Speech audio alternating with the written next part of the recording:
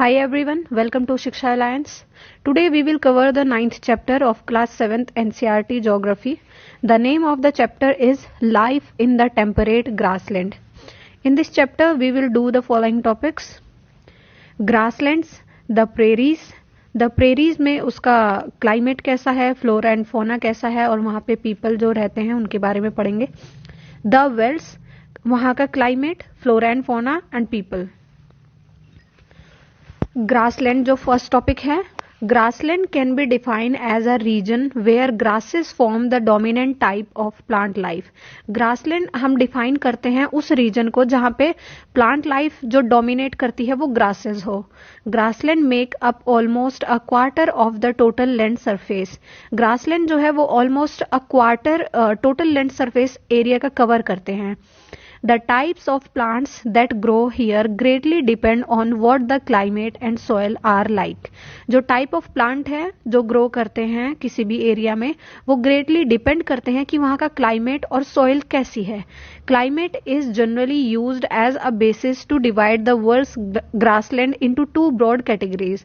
जो climate है generally उसको use किया जाता है divide करने के लिए world के grassland को two broad categories में. फर्स्ट जो है वो है टेम्परेट ग्रासलैंड और सेकंड जो है ट्रॉपिकल रीजन में किस टाइप का ग्रासलैंड होता है. The prairies, the temperate grasslands of North America. जो प्रेरीज है वो क्या है, टेम्परेट ग्रासलैंड है नॉर्थ अमेरिका का, are known as the prairies, उसको प्रेरीज कहते हैं. It is a region of flat gently sloping और हिली लैंड. ये जो रीजन है यहाँ पे फ्लैट लैंड भी है और जेंटली स्लोपिंग हिली एरियाज भी है. Tall grasses up to 2 metre high dominates the landscape. Tall grasses जो हैं वो इसको डोमिनेट करते हैं. It is actually a sea of grass. Actually ये क्या है, एक सी ऑफ ग्रास है. The prairies are bound by the Rocky Mountains in the west and the Great Lakes in the east. जो प्रेरीज है वो बाउंड करता है रॉकी माउंटेन से वेस्ट में और ईस्ट में ग्रेट लेक से. Prairies cover parts of United states of America and parts of Canada. जो प्रेरीज है वो कौन से पार्ट कवर करता है, कुछ पार्ट यूएस का और कुछ पार्ट कनाडा का. In the USA the area is drained by the tributaries of Mississippi and the Canadian prairies are drained by the tributaries of Saskatchewan rivers. जो यूएसए वाला area है प्रेरीज का, वहां पे किस रिवर की ट्रिब्यूटरी जो है ड्रेन करती है उस एरिया को, वो है मिसिसिपी रिवर और कनाडा में सस्कटचेवन river. In this picture you can see the area covered by the prairie grassland in the North America. Climate देख लेंगे यहाँ का कैसा होता है. Being located in the heart of a continent the climate is of continental type with extreme temperature. तो यहाँ का क्लाइमेट कैसा है, क्योंकि ये कॉन्टिनेंट के हार्ट में सिचुएटेड है तो यहाँ का क्लाइमेट कैसा है, continental type with extreme temperature. The summers are warm with temperatures of around 20 degree Celsius. जो समर में यहाँ का टेम्परेचर कितना होता है, 20 degree Celsius. while in winter -20 degree Celsius has been recorded in Canada. और विंटर में क्या होता है, -20 डिग्री सेल्सियस यहाँ पे रिकॉर्ड किया जाता है कनाडा में. In winters a thick blanket of snow covers this region. और विंटर्स में क्या होता है, एक थिक ब्लैंकेट स्नो की कवर कर लेती है इस रीजन को. The annual rainfall is moderate and is ideal for the growth of grassland. जो एनुअल रेनफॉल है यहाँ की वो मॉडरेट रहती है एंड इज आइडियल होती है ग्रोथ करने के लिए ग्रासलैंड के. Due to the absence of the north south barrier a local wind chinook blows here. तो यहाँ पे कौन सी विंड ब्लो करती है, लोकल विंड, उसका नाम क्या है, चिनूक. अब कुछ फैक्ट्स देखेंगे. Chinook is a hot wind that blows in winter and therefore raises the temperature within a short time. तो Chinook क्या है, एक hot wind है जो blow करती है विंटर में, रेज कर देती है वहां के टेम्परेचर को. This increases in temperature results in the melting of snow. ये इंक्रीज कर देती है टेम्परेचर को और रिजल्ट क्या होता है उसका, जो स्नो वहां पे होती है उसको मेल्ट कर देती है. Making pasture land available for grazing of animals, ताकि जो एनिमल्स है वहां के ग्रेज कर सके. The grassland of prairies were the home of native Americans often called red Indians. जो ग्रासलैंड है प्रेरी के, वो होम है किसके? नेटिव अमेरिकन्स के, जिनको हम रेड इंडियंस भी कहते हैं। They were the actual habitant of the continent. ये लोग ही एक्चुअल हैबिटेंट है उस कॉन्टिनेंट के, प्रेरीज ग्रासलैंड के। The prairies were home of other tribes. जो प्रेरीज है वो और ट्राइब्स का भी होम है। ऑल्सो लाइक द अपाची, जैसे कि अपाची, द क्रो, द क्री एंड द पोवनी, इन सब ट्राइब्स का भी होम है। फ्लोरा एंड फोना कैसा है यहाँ पे? Prairies are practically treeless. जो प्रेरीज है प्रैक्टिकली वो ट्रीलेस है, यहाँ पे कोई ट्री नहीं है।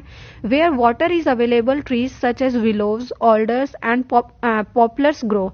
तो जहाँ पे वाटर अवेलेबिलिटी ज्यादा है वहाँ पे ट्रीज ग्रो भी करते हैं। ट्रीज कौन कौन से? Willows, alders and पॉपुलर्स।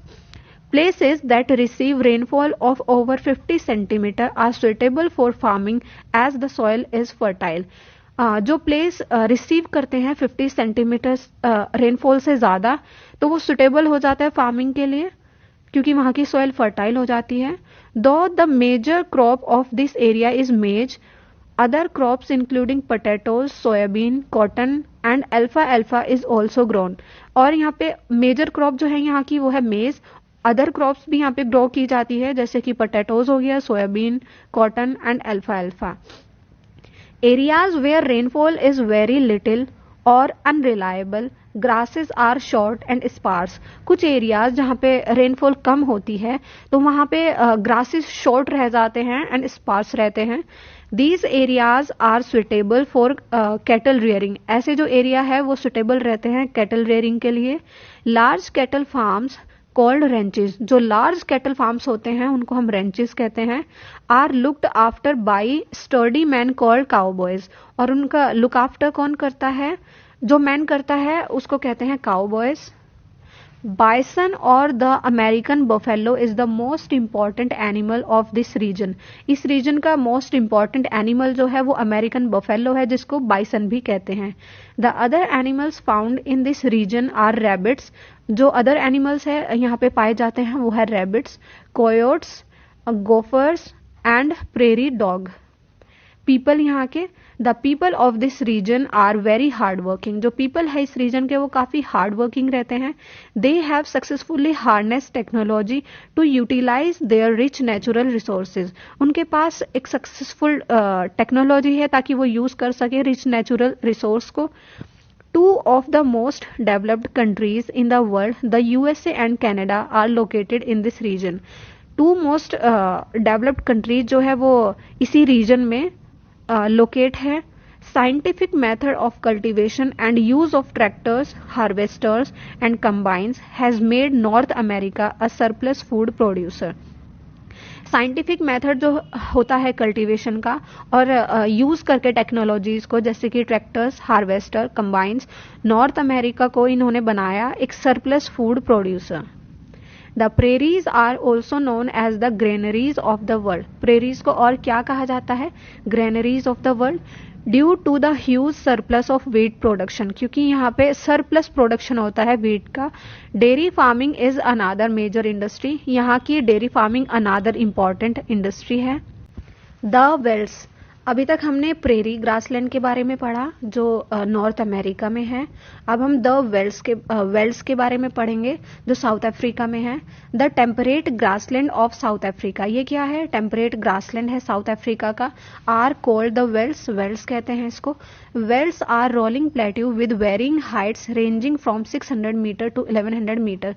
ये एक प्लेट्यू है जिसकी हाइट 600 मीटर से 1100 मीटर तक है।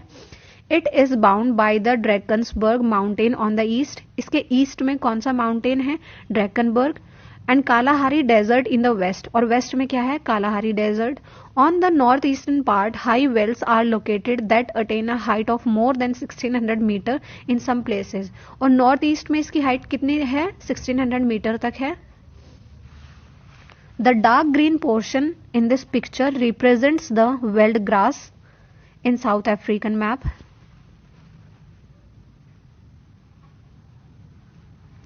क्लाइमेट यहाँ का कैसा है? The velds have a mild climate, veld का क्लाइमेट कैसा है, माइल्ड है, due to the influence of the Indian Ocean, क्योंकि यहाँ पे जो इन्फ्लुएंस है वो किसका है, इंडियन ओशन का है। Winters are cold and dry, winters यहाँ की कोल्ड एंड ड्राई रहती है। Temperatures vary between 5 degree Celsius and 10 degree Celsius, जो टेम्परेचर है वो वेरी करता है 5 डिग्री सेल्सियस से 10 डिग्री सेल्सियस तक। And July is the coldest month, और जुलाई जो होता है यहाँ का कोल्डेस्ट मंथ होता है। Summers are short and warm, summer जो होती है वो काफी शॉर्ट रहती है यहाँ पे एंड वार्म रहती है। The velds receive rainfall mainly in the summer months, velds receive करता है रेनफॉल समर मंथ्स में फ्रॉम नवंबर टू फरवरी, नवंबर से लेके फरवरी तक के बीच में। This is mainly because of the warm ocean current, क्यों, क्योंकि यहाँ पे ओशन करंट्स चलती है, warm ocean current that wash the shores of the velds, जो शोर करती है, जो वॉश करती है शोर्स को वेल्स के। फ्लोरा एंड फोना कैसा है यहाँ पे, the vegetation cover is sparse, यहाँ का वेजिटेशन कवर स्पार्स है। Grasses dominate the landscape, grasses dominate करते हैं लैंडस्केप को। Red grass grows in bush velds, red grass grow करते हैं बुश वेल में। In the high velds acacia and marula are seen to be growing, high velds में ये दो type के ग्रास ग्रो करते हैं। The animals of the velds are primarily lions, leopards, चीता एंड कुडू, जो एनिमल्स है वेल्स के, लॉयंस है, लेपर्ड्स है, चीता है and kudu. People, velds are known for cattle rearing, velds जो है उनको वेल्स जो है जाना जाता है कैटल रियरिंग के लिए एंड माइनिंग के लिए। The soils are not very fertile, यहाँ की सॉइल काफी फर्टाइल नहीं है। Due to the presence of discontinuous grasses, क्यों, क्योंकि यहाँ पे डिसकॉन्टिन्यूस ग्रासेस है, एक्सपोजिंग बैरन सरफेस, जो एक्सपोज करता है बैरन सरफेस को। However where the land is fertile crops are grown, जबकि लैंड जो है फर्टाइल है, जहां पे लैंड फर्टाइल है वहां पे क्रॉप्स ग्रो की जाती है। The main crops are maize, wheat, barley, oats and potato, जो मेन क्रॉप है यहाँ की मेज है, वीट है, बार्ली, ओट्स एंड पोटैटो है। Cash crops like tobacco, sugar cane and cotton are also grown, जो कैश क्रॉप्स है कौन कौन सी है, टोबैको है, sugar cane and cotton. Sheep rearing is the most important occupation of the people, sheep rearing यहाँ के लोगों का मोस्ट इंपॉर्टेंट ऑक्यूपेशन है। Sheep is bred mainly for wool and has given rise to the wool industry in the Wales.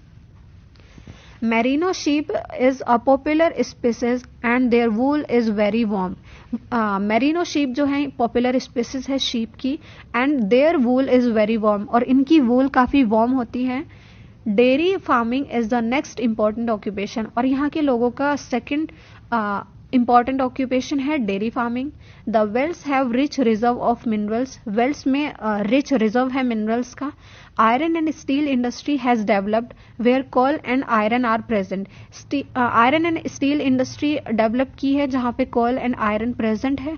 Gold and diamond mining are major occupation of the people of this region, इस region के people का दूसरा क्या है main occupation, gold and diamond mining. जॉन्सबर्ग is known for being the gold capital of the world, जो जॉन्सबर्ग है वो जानी जाती है गोल्ड कैपिटल के नाम से। Kimberley is famous for its diamond mining, और किम्बरले जो है वो फेमस है डायमंड माइनिंग के लिए। Mining of the diamond and gold in South Africa led to establishment of trade ties with Britain, और जो माइनिंग होती है डायमंड की और गोल्ड की साउथ अफ्रीका में, उसी की वजह से ट्रेड का एस्टेब्लिशमेंट हुआ ब्रिटेन के साथ साउथ अफ्रीका का। And gradually south Africa became a British colony, और इसके बाद क्या हुआ, साउथ अफ्रीका ब्रिटिश कॉलोनी बन गया। Facts, the world name was given by the Dutch settlers before South Africa was colonised by the British, जो world name दिया गया था इस ग्रासलैंड को वो डच सेटलर्स ने दिया था before South Africa was colonised by the Britishers. Velds lie in the southern hemisphere, जो वेल्स है वो लाई करता है साउदर्न हेमिस्फेयर में। Thank you everyone. If you like our video, subscribe us on YouTube and follow us on these platforms.